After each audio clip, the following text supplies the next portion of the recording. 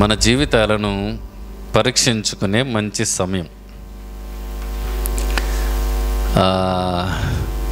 LEF సంస్థాపకుడైనటువంటి జాస్వా Daniel అని ఆ ministry founder, కొన్ని వేల సంఘాలను ఆయన స్థాపించినటువంటి గొప్ప దైవజనులు. ఆయన లేడు, చనిపోయాడు. వారి కుమారులు పరిచర్య ది లివింగ్ ఇవాంజలికల్ ఫెలోషిప్ అని మినిస్టర్ అనమాట. అది ఆయన మెసేజ్లో ఒక మాట పెట్టింటాడు, నిజ దేవుడు మనల్ని పరీక్షించు సమయము అని పెట్టింటాడు టైటిల్. నిజ దేవుడు పరీక్షించు సమయం. కనుక ఈ రాత్రి వేళ మనల్ని మనం పరీక్షించుకునే సమయం. అర్థమైందా?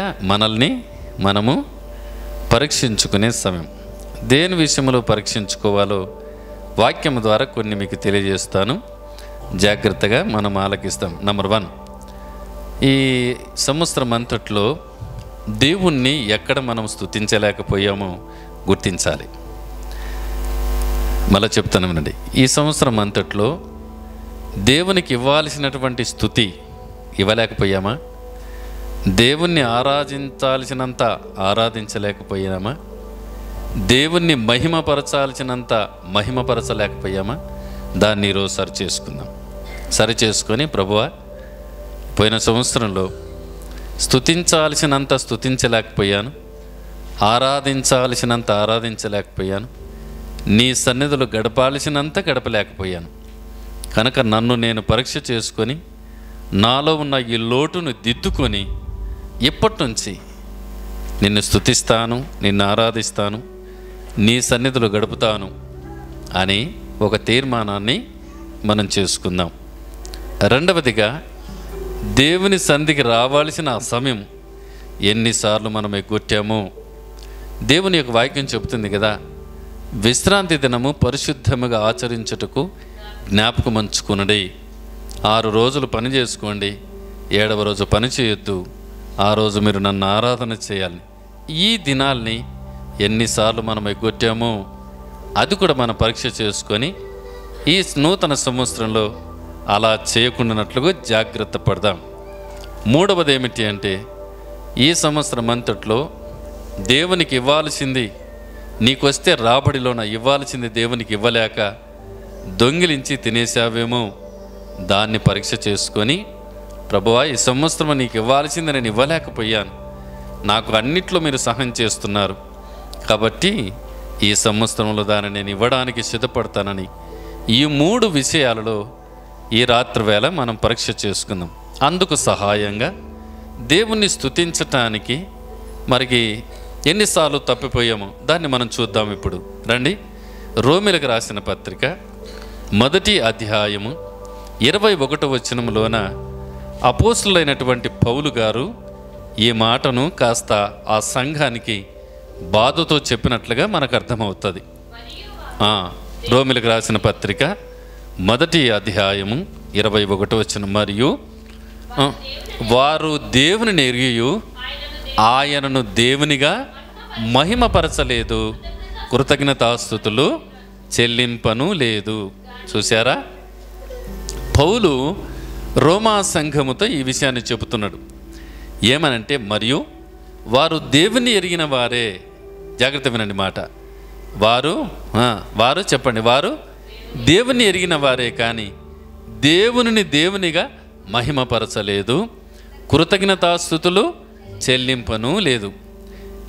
ఈ విషయాన్ని పౌలు సంఘముతో తన బాధను వ్యక్తపరుస్తున్నాడు. అంటే దేవుని నమ్ముకున్న బిడ్డలే, అర్థమవుతుందా? వీళ్ళు ఎవరంటే దేవుని నమ్ముకున్న బిడ్డలే, వీరు ఎవరంటే క్రైస్తవులే, వీరెవరంటే నిజ దేవుని బిడ్డలే, కానీ దేవుని స్తుతించాల్సినంత స్తుతించట్లేదు. అర్థమవుతుంది కదా? వారు దేవుని ఎరిగిన వారే కానీ దేవుని దేవునిగా మహిమపరచలేదు, కృతజ్ఞతాస్తుతులు చెల్లింపను లేదు. బాగా ఆలోచన చేయాలి. దేవుని నమ్ముకున్న బిడ్డలే కానీ దేవుణ్ణి స్తుతించటం లేదు. దేవుని నమ్ముకున్న బిడ్డలే కానీ దేవునికి కృతజ్ఞతాస్తుతులు చెల్లించటము లేదు. దేవుణ్ణి నమ్ముకున్న బిడ్డలే దేవుణ్ణి ఆరాధించాల్సినంత ఆరాధన దేవునికి ఇవ్వట్లేదు. దాని విషయంలో కూడా ప్రభువారు కూడా బాధపడిన సందర్భాన్ని మీకు జ్ఞాపకం చేస్తాను. ఒకానొక సమయంలోనే యేసు ప్రభువారి లోకంలో జీవించినప్పుడు 10 మంది కుష్ఠరోగులు ఎదురైనారు యేసు ప్రభువునకు. 10 మంది కుష్ఠరోగులు ఎదురయ్యి వారి బాధను వ్యక్తపరుచుకుంటున్నాడు. కుష్ఠరోగులంటే ఊరికి వెలపల పెడతారు వారిని, 1-2 కిలోమీటర్ల దూరంలో. సమాజంలో తిరగడానికి వారికి అవకాశం లేదు, భార్య పిల్లలతో కలిసి ఉండటానికి అవకాశం లేదు. ఇలాంటి వ్యక్తులకు ఏమైనా శాంతి ఉంటుందా, సమాధానం ఉంటుందా? భయంకరమైన వ్యాధితో ఉన్నటువంటి సమాజం వెలుపల ఉన్న ఈ వ్యక్తులు ప్రభువును వేడుకున్నారు. అయ్యా కనికరించుము, యేసు ప్రభువా సహాయం ఇచ్చేయి, మమ్మల్ని ముట్టయ్యా, ఈ రోగం నుండి విడుదల చెయ్యి అని యేసు ప్రభు వారిని వారు అడిగినప్పుడు లూకాసు వార్త 17వ అధ్యాయము చూడండి. లూకాసు వార్త 17వ అధ్యాయంలోన ప్రభువారు వారిని కనికరించి వారికి సహాయం చేసినట్లుగా మనకు బైబిల్ చెబుతుంది. రండి 11 నుండి చూద్దాం. 17వ అధ్యాయము 11వ వచనం నుండి చూద్దాం. లూకాసు వార్త 17వ అధ్యాయం 11 నుంచి. ఆయన యెరూషలేమునకు ప్రయాణమై పోవుచు సమరయ గలిలయ మధ్యగా వెలుచుండెను. ఆయన యొక్క గ్రామములోనికి వెలుచుండగా 10 మంది కుష్ఠరోగులు ఆయనకు ఎదురుగా వచ్చి దూరమున నిలిచి, యేసు ప్రభువా మమ్ము కరుణించుమని కేకలు వేసిరి. ఆయన వారిని చూచి, మీరు వెళ్ళి మిమ్మును యాజకులకు కనపరుచుకున్నాడని వారితో చెప్పెను. వారు వెలుచుండగా శుద్ధులైరి. హల్లెలూయా. ప్రియులారా, కుష్ఠరోగం చాలా రోగాలన్నింటిలో భయంకరమైన వ్యాధి ఏంటి అంటే కుష్టి అంటే పాపి అని అర్థం. కుష్ఠ వ్యాధి అని అంటే అమ్మ వినండి, కుష్ఠ వ్యాధి అని అంటే పాపి అని అర్థం, పాపిష్టోడు అని అర్థం. కనుక వీరు దేవుణ్ణి అడిగినప్పుడు ఆయన కనికరపడి మీరు వెళ్ళి యాజకునికి కనపరుచుకోండి. వాస్తవంగా పాత నిబంధన కాలంలో ఇజ్రాయేల్ జనాంగానికి ఒక వ్యక్తి కుష్ఠవ్యాధి వచ్చిందంటే ఆ వ్యక్తిని ఊరి వెలుపల పెడతారు. అతడు బాగైనాడు అన్న తర్వాత ముందు యాజకుడు చూడాలి అతని ముందు సేవకుడు, ఆ యాజకుడు ప్రత్యక్ష గుడారంలో పనిచేస్తున్నటువంటి ఆ యాజకుడు అతని ఒళ్ళంతా పరీక్ష చేయాలి. బాగైనాడు అంటే అతడు మందిరంలో రావడానికి అవకాశం, లేకుంటే ఇంకా వెలుపల ఉండాల్సిందే. అలాంటి రూల్స్ ఉంది కనుక ప్రభువారు దాన్ని ఇలా చెబుతున్నాడు, మీరు వెళ్ళి యాజకుని కనపరుచుకోండి అంటే వీళ్ళు యాజకుని దగ్గరికి వెళ్ళకముందే బాగిపోయినారండి. దేవునికి స్తోత్రం, హల్లెలూయా. వాళ్ళు ఇంకా వెలుచూ ఉండగానే ఆ మాట చూడండి. ఎన్నో వచనం? 13వ వచనాన్ని చూద్దాం. 14వ వచనం. మీరు వెళ్ళి మిమ్మును యాజకులకు కనపరుచుకున్నాడని వారితో చెప్పాను. వారు వెళ్ళుచుండగా శుద్ధులైరి. ఇంకా యాజకుని దగ్గరికి వెళ్ళక మునిపే వారు శుద్ధులైపోయినారు. అందరూ 10 మంది శుద్ధులైపోయినారండి. దేవునికి స్తోత్రం, హల్లెలూయా. అయితే ఇప్పుడు వీళ్ళు ఏం చేయాలి మరి? వినండి, ఇప్పుడు ఏం చేయాలి? ఎవరైతే బాగు చేశారో వాళ్ళకి ట్యాంక్స్ చెప్పడానికి రావాలి, అంతేనా? ఎవరైతే బాగు చేశారో, ఎవరైతే వారి రోగం నుండి విడుదల పొంది స్వస్థత పొందారో ఆయన దగ్గరికి వీళ్ళు ఏం చేయాలా? కృతజ్ఞతగా వెనక్కి తిరిగి రావాలి. అయితే ఎంతమంది వచ్చినారు? కిందికి పోదాం. ఇప్పుడు ఎంతమంది వచ్చినారు చూడండి. అక్కడ అంటే అక్కడ ముందు కిందికి వెళితే ప్రియులారా 15వ వచనాన్ని చూద్దాం. వారిలో ఒకడు తనకు స్వస్థత కలుగుట చూచి గొప్ప శబ్దముతో దేవుని మహిమపరచుచు తిరిగి వచ్చి ఆయనకు కృతజ్ఞతాస్తుతులు చెల్లించుచు ఆయన పాదముల యొద్ద సాగిలపడెను. వాడు సమరయుడు. దేవునికి స్తోత్రం. ప్రియులారా 10 మంది వినండి, ఇప్పుడు వినండి. 10 మంది బాగైనారు. జాగ్రత్త వినండి మాట. 10 మంది బాగైనారు. 10 మంది బాగైనారు. 10 మంది బాగైతే 10 మందిలోన ఎంతమంది ప్రభు దగ్గరికి వచ్చారంటే ఒకే ఒక్కడు. జాగ్రత్త వినాలి. 10 మంది శుద్ధులైతే దేవుని దగ్గరికి తిరిగి ట్యాంక్స్ చెప్పడానికి, దేవునికి మహిమ చెల్లించడానికి తిరిగి వచ్చిన వారిలో ఎంతమంది అంటే ఒకే ఒక్కడు. ఏమన్నా న్యాయమేనా? రండి కిందికి పోదాం, దాని గురించి వివరణ మనకు. యేసు ప్రభు వారు అంటున్న మాట ఏంటంటే 17వ వచనం. అందుకు యేసు 10 మంది శుద్ధులైరి కారా, ఆ 9 ఎక్కడా?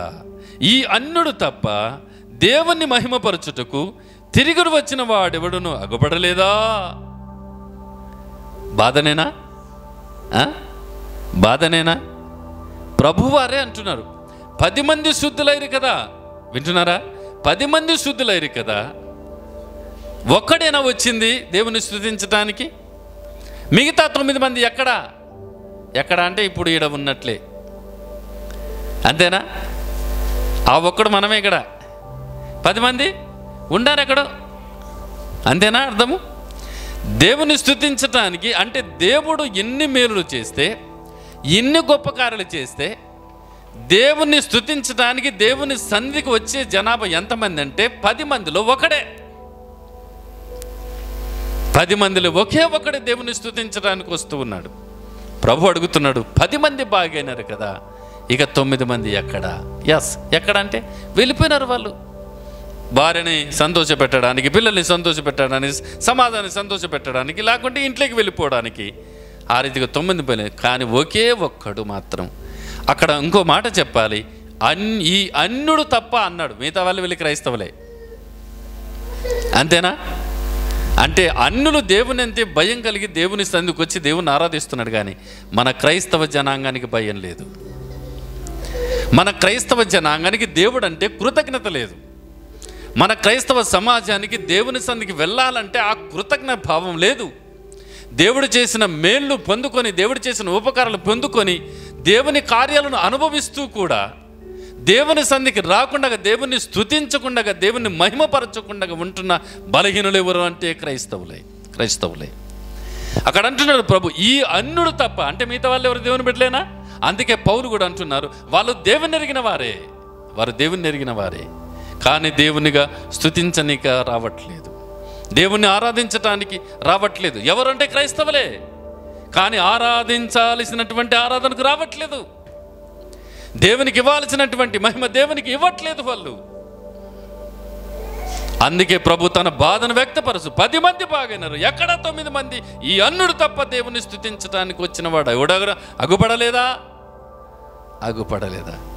ఈరోజు మనల్ని పరీక్షించుకునే మంచి సమయం. దేవుడు సూటిగా మనతో ఆత్మ ద్వారా మాట్లాడుతున్నాడు. జాగ్రత్త వినాలి. ఎన్నిసార్లు దేవుడు చేసిన మేలు మర్చిపోతున్నావు నువ్వు? ఎన్నిసార్లు దేవునికి ఇవ్వాల్సిన మహిమ, దేవునికి ఇవ్వాల్సిన స్తుతి, దేవునికి ఇవ్వాల్సిన ఆరాధన ఇవ్వలేక ఎన్నిసార్లు తప్పిపోయావు ఈ సంవత్సరం? పరీక్ష చేసుకో.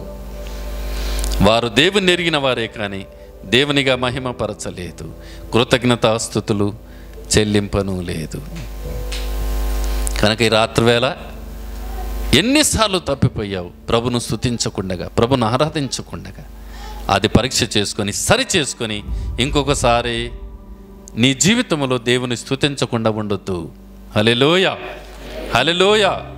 ఇంకొకసారి దేవుని ఆరాధించకుండగా, దేవుని స్తుతించకుండగా నీ మనసులో ఎక్కడ కూడా నీ జీవితంలో అలాంటి లోటు కనబడకుండగా ప్రభును స్తుతించే వ్యక్తిగా మారు, ప్రభును ఆరాధించే వ్యక్తిగా మారు. స్తుతి యాగం అర్పించువాడు నన్ను మహిమపరుస్తున్నాడు. నువ్వు దేవుని స్తుతిస్తూ ఉండగా, దేవుని మహిమపరుస్తుండగా, దేవుని ఆరాధిస్తూ ఉండగా దేవుడు మహిమపరచబడతాడు. అందుకే కదా కీర్తనకాడు 103వ కీర్తన భాగంలో అంటున్నాడు, ఆయన చేసిన ఉపకారములలో దేనిని కూడా మర్చిపోవద్దు. అది క్రైస్తవ జీవితానికి ఆశీర్వాదకరమైనది. కనుక సరి చేసుకొని ఇంకొకసారి దేవునికి ఇవ్వాల్సిన స్తుతి, దేవునికి ఇవ్వాల్సిన ఆరాధన ఇవ్వడానికి సిద్ధపడండి. దేవునికి స్తోత్రం.